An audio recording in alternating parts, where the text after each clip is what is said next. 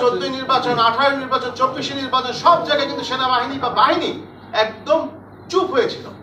এই যে চুপ করে দেওয়াটা স্টার্টেড ফ্রম বিজিবি কমিশন, অপরাধ started from BGB commission, BGB হত্যা, কিন্তু সেখানে কোনো ব্যবস্থা নেওয়া হয়নি।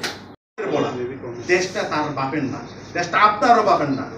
আমরা আমাদের ভাই, আমাদের কমরেড, তাদের হত্যার ন্যায় বিচারের জন্য আমরা আছি, থাকবো ইনশাআল্লাহ। এই বিপ্লব সশস্ত্র বাহিনীর সহযোগিতা ছাড়া এত তাড়াতাড়ি পাওয়া সম্ভব ছিল না। হয়তো আরো অনেক রক্ত ঝরত, আরো অনেক প্রাণ যেত এবং আরো অনেক সময় লাগতো। ধন্যবাদ। আমি অবসরপ্রাপ্ত লেফটেন্যান্ট কমান্ডার মেহেদি, আমি এই অ্যাসোসিয়েশনের আহ্বায়ক হিসেবে আছি। উনি আইন উপদেষ্টা হওয়ার পরে আইন মন্ত্রণালয় এখন পর্যন্ত আইন মন্ত্রণালয় বা বিচারিক কার্যক্রমে যেটা আমরা যতটুকু জানি যে উনি প্রত্যেকটা জায়গায় হস্তক্ষেপ করতেছেন। সো এই বিচার বিভাগকে যদি হচ্ছে স্বাধীন রাখতে হয়, আইন মন্ত্রণালয় থেকে এজ এ উপদেষ্টা হচ্ছে ওনার কিন্তু হস্তক্ষেপ করা ঠিক না, এটা হচ্ছে ফার্স্ট। এবং উনি আপনি দেখেন যে জাস্ট আপনার 5ই আগস্টের কিছুদিন পরে ওসি প্রদীপের ওয়াইফকে হচ্ছে বেইলে হচ্ছে দেওয়া হয়, বাট এর কয়েকদিন পরে যখন এইটা নিয়ে জনমত তৈরি হয় যে এটার বিপক্ষে, তখন কিন্তু বেলটা আবার ক্যান্সেল করা হয়। তো এরকমের অনেক কাজ আপনারাই এটা আমার থেকে মনে হয় যে ভালো জানবেন, আপনাদের মাধ্যমেই আমরা জানি যে এরকমের অনেক কাজ ডক্টর আসিফ নজরুল করছেন যেটা হচ্ছে দেশের জনগণের কাছে অ্যাকসেপ্টেড না। তো আমি ওনাকে আহ্বান করতেছি যে দেশের জনগণের পালস বুঝে যাতে উনি কাজ করে, উনি যাতে আর মানে প্রকৃত ফ্যাসিস্ট যারা ছিল তাদের মতো কাজ না করে। ধন্যবাদ।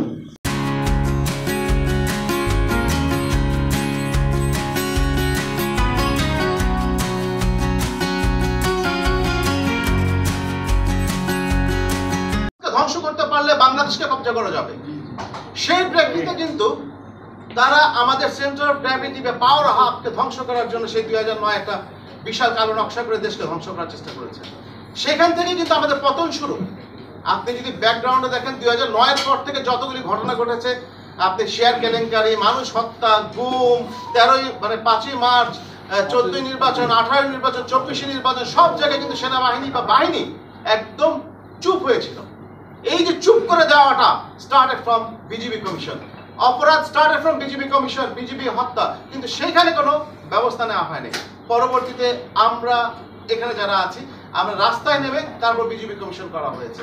যে ভাইটা প্রশ্ন করেছিলেন 6টা কমিশন করতে পারলেন, কেন বিজিবি কমিশন করে নাই, কেন আওয়াজ তোলেন নাই, কেন আজকে এখানে আসতে হলো? আমাদের বিচারিক ব্যবস্থার প্রতি কোনো অনাস্থা নাই। অনাস্থাটা হলো কেন যেন কোথাও প্রেশার না দিলে, সামনের দিকে ধাক্কা না দিলে এই দেশ চলে না। এই আপনারা দেখতে পাচ্ছেন যে কি আমরা জীবনটা অতিষ্ঠ হয়ে গেছে এই পাওয়ার সাইকেলগুলোর কারণে, কি বলে অটো রিক্সার কারণে। সবাই রাস্তায় নেমে যখন আমরা ভাঙচুর শুরু করি, চিৎকার চেঁচামেচি করি, তখন পুরো দেশ নড়ে। এর আগে নড়ে না কেন? দেশের সিস্টেম কাজ করছে না। সিস্টেম কাজ করার জন্য আজকে এই ভাইরা আমরা এসেছি এখানে, যে আমরা চাই আমাদের ভাই মেজর সিনহাকে যে হত্যা করা হয়েছে, এইটা কিন্তু সেই কালো নকশার এক নকশা। অনেক অফিসারকে মারা হয়েছে জঙ্গি তকমা দিয়ে, কিন্তু তাকে কিন্তু জঙ্গি তকমা দিতে পারে না। সে একটা লিবারেল, সে একটা আধুনিক মন মানসিকতার মানুষ ছিল। সে কক্সবাজারে গিয়ে সিনেমাটিক করছিল, সে অন্য কিছু করার চেষ্টা করছিল। যেহেতু তাকে জঙ্গি তকমা দেওয়া যায় নাই, তাকে কোন তকমা দিয়ে মারা যায় সেটা চেষ্টা করা হয়েছে, because he was A voice. এর জন্য বিজিবি হত্যাকাণ্ড থেকে শুরু করে মেজর সিনহা হত্যা আমাদের দেশের একটি গুরুত্বপূর্ণ বিষয়। মেজর সিনহা হত্যার যদি বিচার না হয়, তাহলে বুঝে নিতে হবে যে এই দেশের বিচারিক ব্যবস্থা অনেক অনেক প্রশ্নবিদ্ধ হয়ে আছে। আমি লেফটেন্যান্ট সাইফুল্লাহ খান সাইফ, আমি সদস্য হিসেবে আছি। সাথে সৈনিক নাইমুল হাসান সংগঠক হিসাবে, মুখ্য সংগঠক হিসাবে আছে।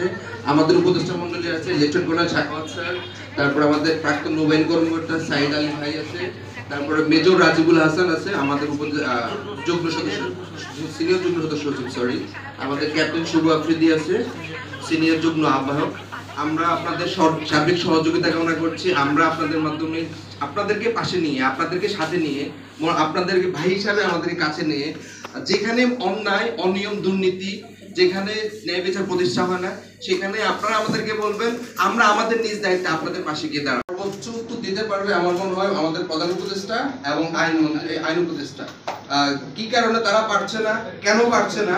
আমরা একটি আস্থার জায়গা থেকে আমরা বিগত সময়ে বলতে পারতাম যে হলো সরকারের দুর্নীতি ছিল মানে আইন বিচারিক প্রক্রিয়া কার্যক্রমে, কিন্তু বর্তমান সময়ে তো কোনো দুর্নীতি কোনো উপদেষ্টা স্বীকার করে না বা কেউ বলছে না যে হলো আজকে আইন মন্ত্রণালয় দুর্নীতিগ্রস্ত, অন্যান্য মন্ত্রণালয় দুর্নীতিগ্রস্ত, কেউ তো সেটা বলছে না। তাহলে কেন সেইটার বিচার হচ্ছে না? এই যে আসিয়া হত্যা হলো, আপনি তনু হত্যা মেনশন করলেন, তারপরে হলো আসিয়ার পারভেজ, তো এই হত্যাকাণ্ডগুলোর যে বিচার হচ্ছে না, সেটা স্যার যেটা বললে একটু আগে, আমার মনে হয় বাংলাদেশের জনগণ কোথাও না কোথাও পুশ না করলে সেটা কাজ হয় না। আমি বলি জনগণ, আমি আপনাদেরকে আমরা সবাই এই যে আইন উপদেষ্টা, তার প্রধান উপদেষ্টা, আমরা আপনাদেরকে নমিনেটেড করেছি, আমরা আপনাদেরকে আস্থা করেছি যে আপনারা আমাদের জন্য কাজ করবেন। আপনারা আমাদের ট্যাক্সের টাকায়, আমাদের ভ্যাটের টাকায় আপনারা আপনাদের বিদেশ সফর করেন, আমাদের জন্য করবেন, কিন্তু আমাদের জন্য কাজ না করে আপনারা কোথা থেকে কি কাজ করেন সেটা জনগণের সামনে ক্লিয়ার করুন। যে আসিয়া হত্যার বিচার সে কার্যক্রম 7 দিনের মধ্যে শেষ করার কথা ছিল, সেই তদন্ত শেষ করা ছিল, সেই তদন্ত রিপোর্ট কোথায়? আমি বাংলাদেশের প্রত্যেকটা মানুষকে প্রত্যেকটা প্রেস মিটে সাংবাদিক ভাইদেরকে জিজ্ঞেস করবো, আপনারা যেখানেই পাবেন প্রতিদিন জিজ্ঞেস করবেন প্রয়োজনে সেই আইন উপদেষ্টাকে, সেই প্রধান উপদেষ্টাকে, সেই প্রত্যেকটা মামলার, প্রত্যেকটা এ ধরনের বিচার বৈধ হত্যাকাণ্ডের প্রত্যেকটা জিনিসের প্রতি সপ্তাহে আমাদেরকে আপডেট দিতে হবে।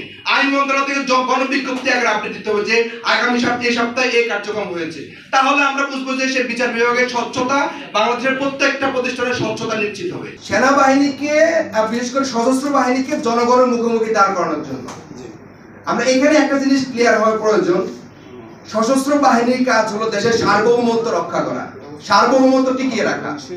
সশস্ত্র বাহিনী যদি আপনি জনগণের মুখোমুখি দাঁড় করান, সশস্ত্র বাহিনীর মুখোমুখি হবে আমার বহিঃশত্রুর জন্য। আমাদের যে শত্রু রাষ্ট্র, যে সকল শত্রু যারা আমাদের, যদিও আমরা মনে করি যে সবাই আমাদের বন্ধু, বাট প্রকৃত শত্রু যারা আমরা তাদের বিরুদ্ধে কাজ করবে। সেখানে কিছু সুশীল বাহির থেকে বড় বড় ডিগ্রি নিয়ে আসে, বড় বড় কথা বলে এবং ক্যান্টনমেন্টকে উল্লেখ করে অনেক কথা বলে।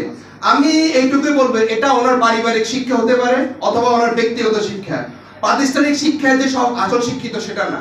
আমরা দেখি যে অনেক বড় বড় ডিগ্রিধারী অনেক অকারেন্স করে থাকে।